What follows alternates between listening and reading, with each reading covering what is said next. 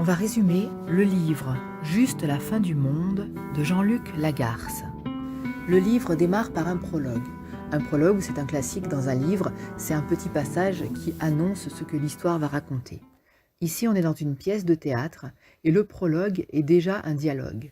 Plus précisément, c'est un monologue parce qu'il y a un seul personnage qui parle et ce personnage s'appelle Louis.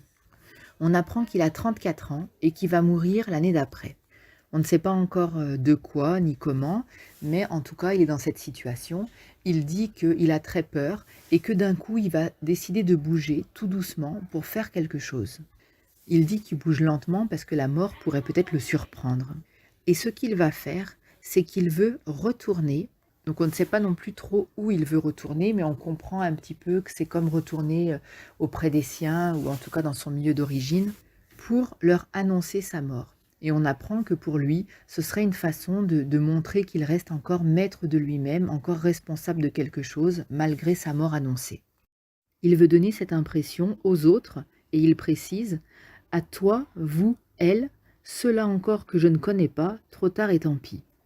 Puisqu'on est dans une pièce de théâtre, il s'adresse à quelqu'un, on ne sait pas encore à qui, mais on voit que ce n'est pas juste un dialogue intérieur. Voilà, c'est la fin du résumé du prologue et on va attaquer la première partie. On va résumer la première scène de la première partie de Juste la fin du monde de Jean-Luc Lagarce.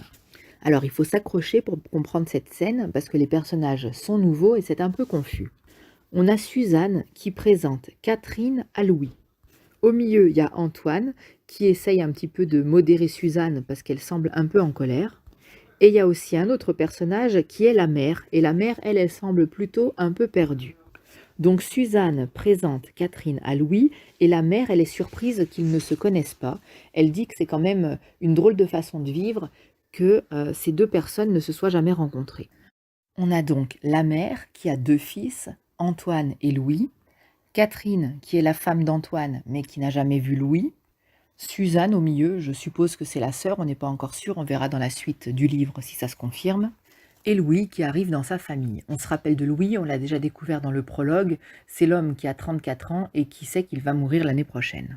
Et donc du coup, il rencontre pour la première fois sa belle-sœur Catherine. Louis lui serre la main pour lui dire bonjour en se présentant et ça énerve Suzanne. Elle dit enfin c'est ta belle-sœur, tu pourrais quand même l'embrasser. Et Antoine intervient en disant mais enfin laisse-les tranquilles, ils se connaissent même pas. On voit que Suzanne, elle a l'air d'être un peu fâchée contre Louis, parce qu'elle dit qu'il est arrivé en taxi, elle dit « Mais c'est quoi cette façon de faire d'arriver en taxi? T'aurais pu m'appeler, je serais venue te chercher avec ma voiture. » Elle reproche un peu à Louis d'être distant. Il veut pas embrasser Catherine, il arrive en taxi. Et on a vu dans le prologue que Louis était un peu distant avec sa famille, mais qui revenait vers eux justement parce qu'il va bientôt mourir. C'est la fin de cette première scène qui est un petit peu un puzzle, c'est pas facile de s'y retrouver dans les personnages, mais certainement qu'on va s'habituer à eux et que dans les scènes suivantes, ce sera plus clair. Fin du résumé de la scène 1. On va résumer la deuxième scène de Juste la fin du monde de Jean-Luc Lagarce. Pour faire cette vidéo, j'ai fait un petit schéma pour qu'on voit qui sont les différents personnages de la pièce et en même temps qu'on comprenne les liens familiaux parce que le texte est déjà assez confus, on va dire, donc ça aidera un petit peu à s'y retrouver. Donc la scène commence par Catherine. C'est la première à parler et elle va parler de ses enfants. Elle dit que pour l'instant, ils sont chez leur autre grand-mère. Donc de ce que j'ai compris, tout le livre se déroule en une seule journée et donc les enfants ne seront pas présents dans le livre.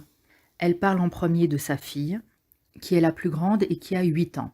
On ne connaît pas son prénom, et elle dit, toujours en se reprenant, on a l'impression que les gens bafouillent un petit peu dans cette pièce de théâtre.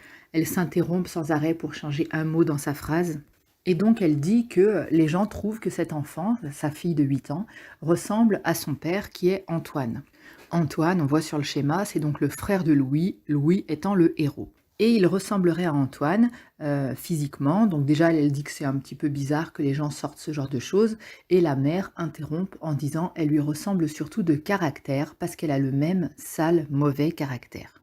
On apprend aussi qu'à la naissance de cette fille, Catherine a envoyé une photo à Louis, et Louis a envoyé des fleurs pour les remercier avec un petit mot.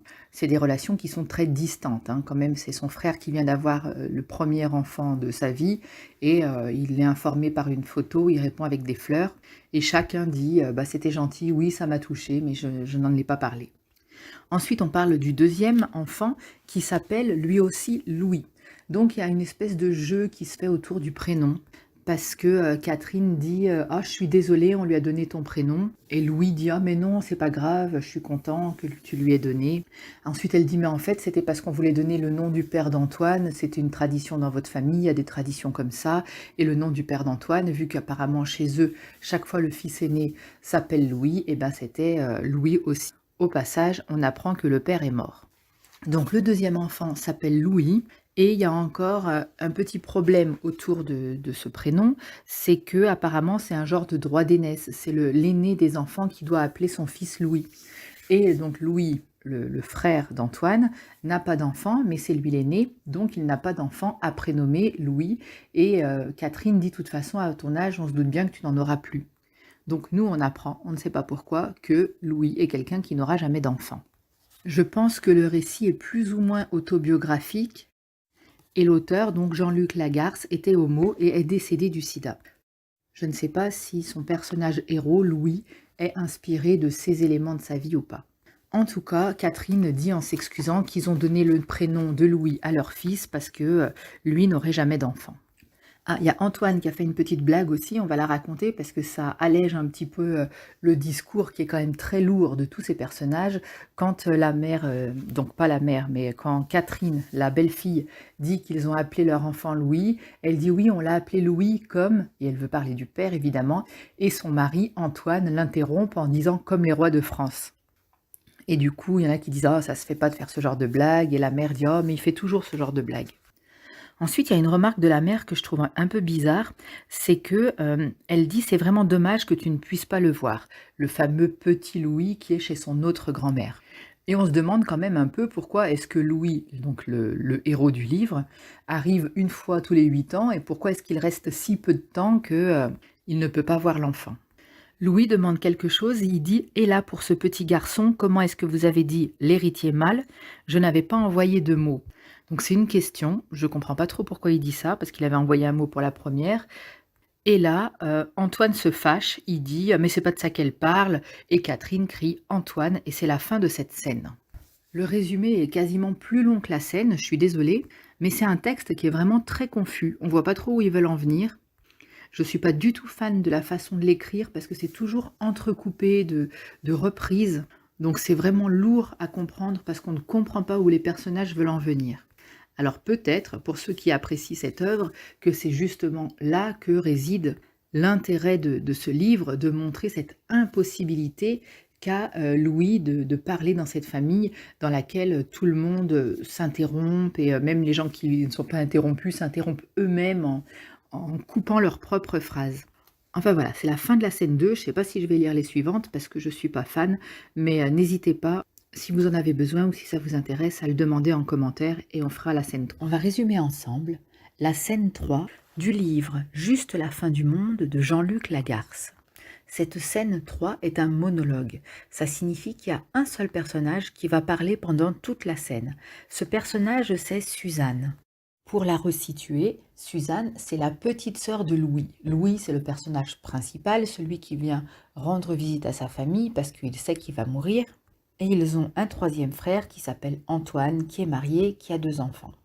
On va aussi apprendre dans cette scène que le père est mort et que la mère de cette fratrie est restée seule.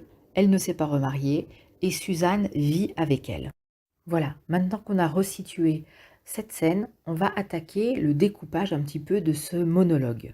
Elle commence par une forme de reproche qu'elle fait à son frère, en lui reprochant d'avoir quitté la famille quand elle était petite, elle était jeune, elle était encore enfant, au décès de leur père donc, et d'avoir laissé sa mère, elle qui était petite, et son autre frère sans lui. Elle lui reproche tout d'abord de leur avoir manqué, et en plus de ne pas leur avoir signifié que eux lui manquaient à lui. Et elle va même dire comme tu es un homme habile, et comme tu ne nous le disais pas, tu nous as même obligés, nous, à nous inquiéter de savoir si on te manquait à toi. C'est compliqué, Et ce qui est aussi compliqué, c'est le ton qui est employé dans ce monologue, parce que le personnage se reprend sans arrêt, réajuste à chaque fois ses phrases et elle le dit: «Je cherche toujours le mot exact», ce qui donne un petit peu l'impression quand on lit de ne jamais arriver au bout de la phrase, comme si elle bafouillait et honnêtement, je trouve que c'est assez difficile à lire. Mais ensemble, on va y arriver et on va aller au bout de ce monologue pour bien comprendre ce qu'elle veut faire passer comme message. Ensuite, elle va lui dire qu'il écrivait parfois, à sa famille. Mais même dans la façon dont il écrivait, il y a un reproche. Elle lui reproche d'écrire des phrases elliptiques. Elliptique, ça veut dire c'est comme une ellipse qui va du début à la fin en passant dans les airs. Vous voyez le mouvement d'une ellipse. Il ne suit pas la ligne, il ne prend pas le temps d'expliquer les choses, il dit juste quelques mots et libre à chacun de deviner ce qu'il veut dans tout ce qui n'est pas écrit. Et en plus, il colle ça derrière des cartes postales qui sont même pas très jolies. Et elle lui reproche en lui disant que pourtant il a un don. Ce don, c'est le don de savoir bien écrire. Et ce don-là, de bien écrire, il le garde pour les autres, comme si sa famille, elle n'était pas assez bien pour qu'il se donne la peine de leur écrire des belles lettres. On voit quand même que dans ce chapitre, il y a une bonne dose de reproches et on sent quand même un petit peu la pression qu'on se met parfois dans les familles. Ensuite, Suzanne va parler de sa mère et elle dit que leur maman commune, donc vu que c'est son frère, elle a toujours dit que Louis, il faisait ce qu'il avait à faire et elle ne lui a jamais fait de reproche. Parce que, par exemple, chaque anniversaire, il ne manquait pas d'envoyer à chaque fois une petite carte «Bon anniversaire». Et elle, de son point de vue, bien évidemment, ce n'est pas suffisant. Et en même temps, chaque fois que elle ou son frère pensaient que c'était quand même un peu exagéré d'être parti, de ne jamais revenir, de ne jamais rien faire pour eux, de juste envoyer une petite carte, ils voyaient que leur mère, elle, défendait Louis, donc eux se taisaient. Parce que du point de vue de la mère, ce qu'elle répétait sans cesse, c'est que Louis faisait ce qu'il avait à faire. Ensuite, sa sœur va dire que elle est restée habiter avec sa mère et que finalement elle y est pas mal. On voit qu'elle est très émue. Elle dit bah voilà, maintenant je me fais rire, je rigole pour rien. Elle dit oui, finalement il y a des gens qui passent toute leur vie à habiter là où ils sont nés et ils sont pas forcément malheureux. Mais en même temps, elle dit bon, c'est pas chez moi n'empêche cette maison, c'est la maison de sa mère et elle a jamais pris sa propre maison. Elle sait un petit peu, elle sous-entend un peu qu'elle s'est plus ou moins sacrifiée pour rester avec sa mère et que sa mère ne soit pas seule. Elle dit que dans cette maison, finalement, il y a plein de vieilleries qui sont entassées, mais il y a aussi des choses qui sont à elle, qu'elle a achetées, et que voilà, il y en a certaines qu'elle n'a pas tout à fait fini de payer. On comprend que c'est du matériel comme des télévisions, des choses comme ça. Et elle dit, et puis si je finissais pas de les payer, c'est à moi qu'on les saisirait. Donc dans un sens, c'est un peu elle qui en est propriétaire, elle est au moins propriétaire de ça. Mais en même temps, cette maison n'est pas la sienne. Et quand elle se plaint, les autres lui disent qu'avec son salaire, de toute façon, elle est quand même mieux chez sa mère que ce qu'elle pourrait s'offrir avec son propre argent. Et puis elle va dire, bon, je parle beaucoup, je parle trop, mais bon, dans le fond, j'habite toute seule avec ma mère, donc je parle pas si souvent que ça. Donc en moyenne, si on considère sur tout le temps global, je parle pas plus qu'une autre parce que je suis très souvent en train de me taire, mais quand je parle beaucoup. Voilà pour le monologue qui est un petit peu un portrait aussi de cette petite sœur qui est la petite sœur Suzanne. On a l'impression qu'elle est très vivante comme ça, qu'elle parle énormément, qu'elle parle plus vite qu'elle ne pense. Et elle porte beaucoup de reproches envers son frère Louis. Et en même temps, on devine dans les reproches aussi que c'est sa façon très maladroite de dire qu'il lui a manqué quand il a quitté cette famille. Voilà, c'est la fin du résumé de cette scène 3. Si vous pensez que, il manque des choses dans le résumé ou que, elle n'est pas correctement résumée ou que vous avez envie de rajouter quelque chose, si vous avez apprécié, si vous êtes content d'avoir de l'aide pour, lire ce livre tous ensemble, n'hésitez pas à laisser un petit mot, ça me fait plaisir et ça m'encourage quand je vois qu'il y a des personnes qui écoutent mon travail et qui, communiquent avec moi. C'est quand même toujours beaucoup plus motivant pour continuer, donc n'hésitez pas. Et voilà, c'est la fin de ce chapitre. De cette scène, pardon, parce qu'on est au théâtre. Voilà, c'est fini.